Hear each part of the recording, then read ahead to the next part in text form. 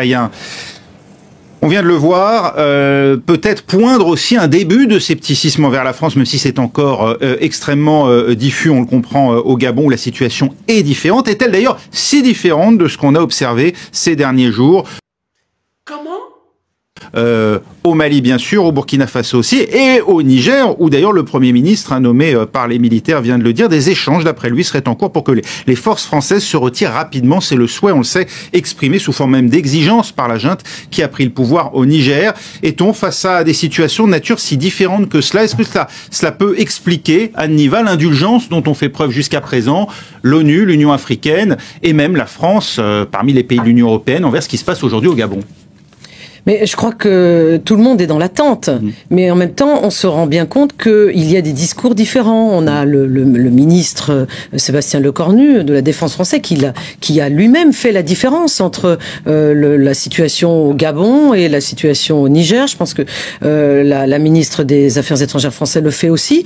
Mais je ne suis pas sûre que faire cette différence soit bien perçue par les opinions publiques en Afrique. On a plutôt l'impression qu'il y a une géographie variable des putschs.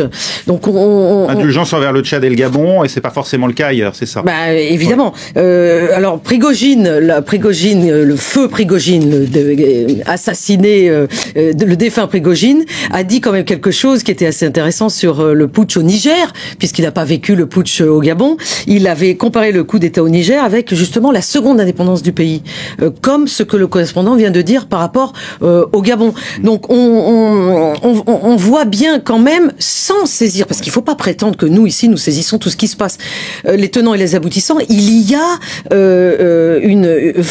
des changements profonds qui viennent, évidemment, qui sont mis en pratique par des juntes militaires au pouvoir, et ça fait jamais plaisir aux démocraties, mais en même temps c'est quand même l'expression d'une volonté populaire. En tout cas on l'a vu au Gabon, donc moi je serais très attentiste. Oui, alors effectivement, lorsqu'on observe la situation, on pourrait tenter de comparer les deux. On a au Niger tout de même un président sorti des urnes dont l'élection n'a pas été contestée, en tout cas, du moins, pas ici en Europe.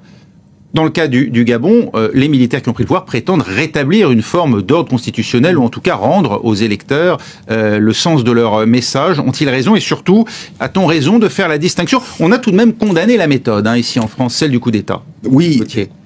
Le problème en pareil cas, c'est qu'on a une tentation, c'est d'être très formaliste. C'est-à-dire, on considère un coup d'État, on dit un coup d'État, c'est condamnable, quelle qu'en soit la raison. Or, il y a des régimes, on va pas citer les plus importants, mais il y a des régimes où si vous voulez changer quelque chose, il est très difficile de le faire sans une forme